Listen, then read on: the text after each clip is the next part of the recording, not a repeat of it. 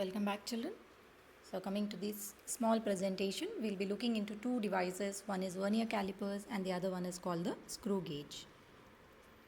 Look at the diagram of the vernier calipers. The various parts are labeled. We have two scales on it. One is a main scale which is graduated in millimeters and centimeters. This is the main scale. And you have one more scale which is called the vernier scale, okay, which has 10 divisions marked on it. Coming to the principle of construction of a vernier calipers, it is constructed such that n vernier scale divisions coincide with n minus 1 main scale divisions. That means if you have 10 divisions on the vernier scale, they coincide with 9 divisions on main scale. You can also write it in the opposite way.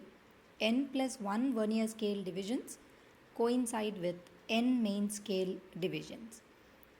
So if this is the principle of construction, we can determine its least count by using two formulas. One is 1 main scale division minus 1 vernier scale division, or 1 main scale division divided by number of vernier scale divisions. For example, if you take an ordinary vernier calipers, we know value of 1 main scale division is 1 millimeter and it has 10 divisions. So 1 by 10, least count is 0.1 millimeter.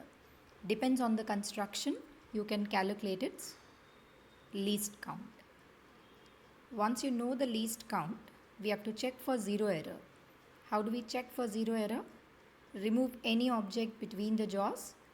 Join the two jaws of the vernier calipers without any object. If 0 of the vernier scale coincides with 0 of the main scale, see, upper scale is main scale here and the lower scale is vernier. So if the two zeros coincide with each other, then there is no zero error.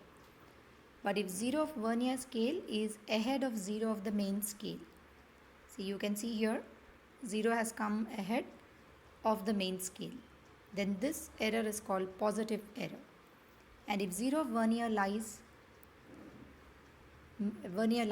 to the left side of the main scale, okay, lighting the third diagram, you will observe that this is called as a negative error.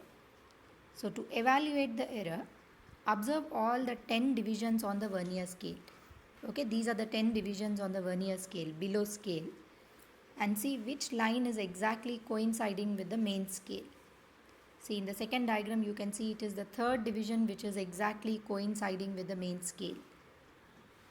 And in the last diagram, since 0 has gone to the left of the main scale, 0 of vernier is to the left of main scale, out of all these 10 divisions, you can see 8th division is exactly coinciding with the main scale.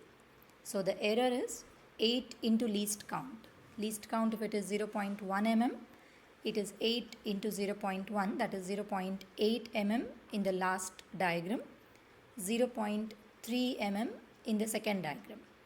If error is positive, correction should be negative, and if error is negative, correction should be positive.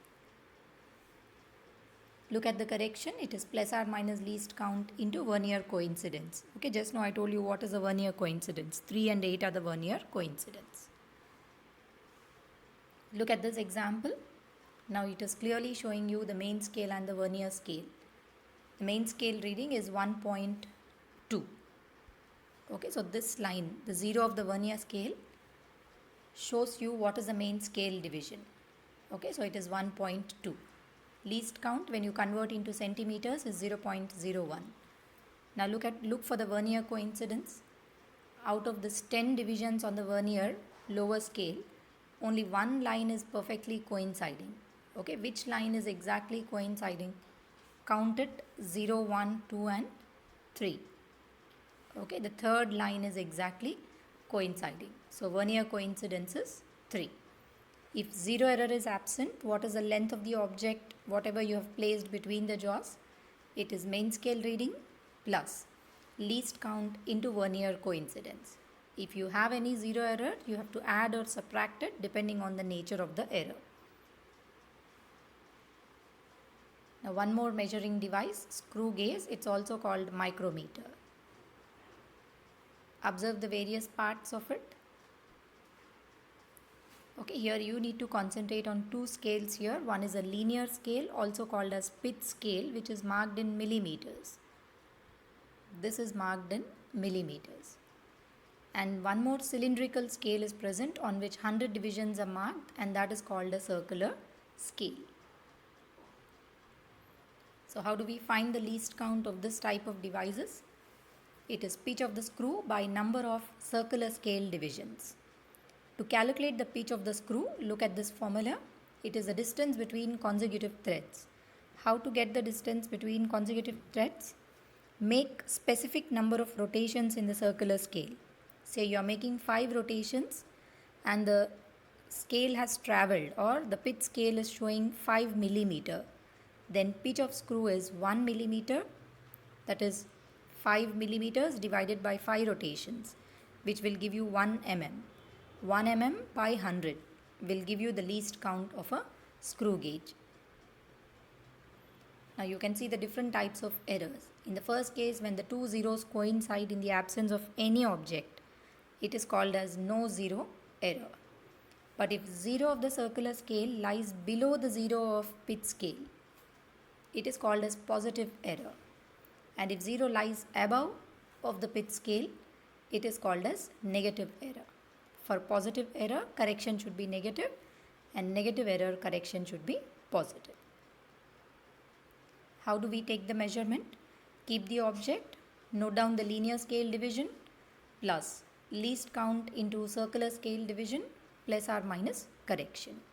So this is the formula we employ for measuring the length of a body by using screw gauge. So any screw devices, least count formula is not going to change. Pitch of screw by number of circular scale divisions.